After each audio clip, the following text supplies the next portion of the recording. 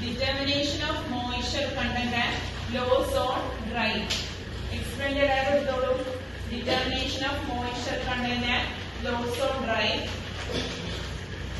So aim to find out the rate of drying of given substance and to evaluate the equilibrium moisture content and critical moisture content. നമ്മൾ എന്താ ചെയ്യാൻ പോകുന്നത്, ഒരു drying കർവിനെ construct ചെയ്തിട്ട് അതിൽ നിന്ന് EMC and CMC കണ്ടുപിടിക്കുക. Already theory നമ്മൾ ഡിസ്കസ് ചെയ്തിട്ടുണ്ട്. എന്താണ് EMC എന്ന് പറഞ്ഞാല് equilibrium moisture content and CMC critical moisture content. So the requirements are calcium carbonate, hot air oven, thermometer.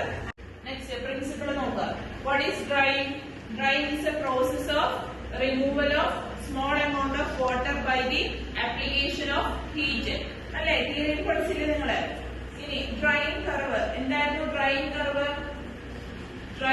is the plot of rate of drying versus the moisture content. അപ്പോൾ ശ്രദ്ധിക്കുക, rate of drying versus moisture content.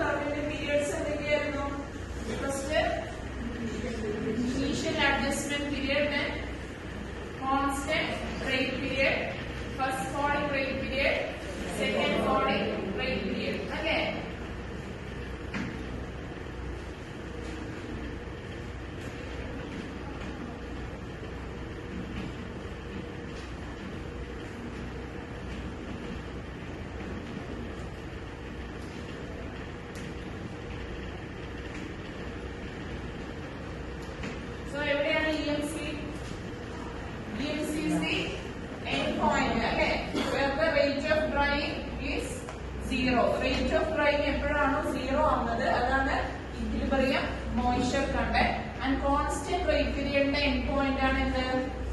critical moisture content, that is CMC. Constant rate periodന്റെ end point is the CMC and EMC is the rate of drying zero. മനസ്സിലായില്ലേ? അപ്പോൾ ഇതാണ് drying curve. ഇനി procedure എടുക്കാം. എന്താണ് procedure? First of all, weigh the empty petri dish. So petri dishലാണ് നമ്മൾ slurry prepare ചെയ്യുന്നത്. So empty petri dish weight എടുക്കുക.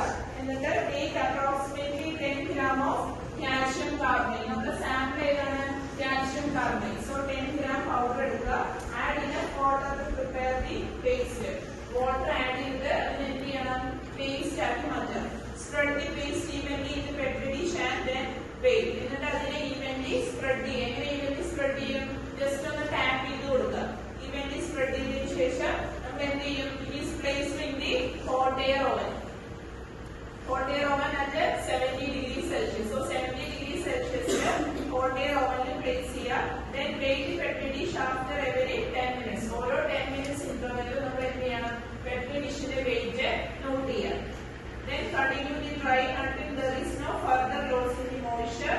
That is the constant weight of petri dish. And a graph is plotted. ഏതൊക്കെയാണ് graph plot ചെയ്യേണ്ടത് പറഞ്ഞില്ലേ? rate of drying versus the percentage moisture content. Percentage moisture content, rate of drying തമ്മിൽ graph വരയ്ക്കുക. അപ്പോൾ നിങ്ങൾ moisture content എടുക്കുന്ന സമയത്ത് ഇവിടെയാണ് എന്തെടുക്കേണ്ടത്? 100 അല്ലേ? 100% ഇവിടെ. പിന്നെ അവിടേക്ക് താഴേക്ക് എടുക്കുക. ഇവിടെ റേഞ്ച് ഓഫ് ഡ്രൈയിങ് എടുക്കുക. നിങ്ങളുടെ റീഡിംഗ് വെച്ചിട്ട് നമുക്ക് എന്ത് ചെയ്യാം? ഗ്രാഫ് വരയ്ക്കാം. ഗ്രാഫിന് EMC, CMC ഡിറ്റർമൈൻ ചെയ്യാം. സോ റിപ്പോർട്ട് ചെയ്യേണ്ടത് ഏതൊക്കെയാണ്? EMC and CMC. മനസ്സിലായില്ലേ? ശരി, എക്സ്പെരിമെന്റ് സ്റ്റാർട്ട് ചെയ്തോളൂ.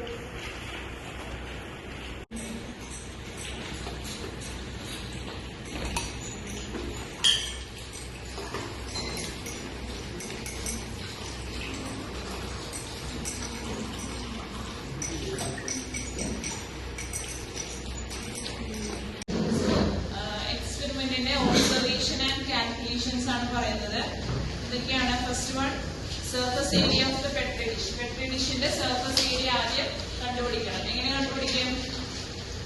നിങ്ങൾ എന്ത് നോട്ട് ചെയ്യാൻ ആദ്യം ഡയാമീറ്റർ കണ്ടുപിടിക്കുക. സ്കെയിൽ വെച്ച് സർഫസ് ഏരിയ കണ്ടുപിടിക്കാൻ വേണ്ടി ആദ്യം diameter of the petri dish scale വെച്ച് നോക്കുക.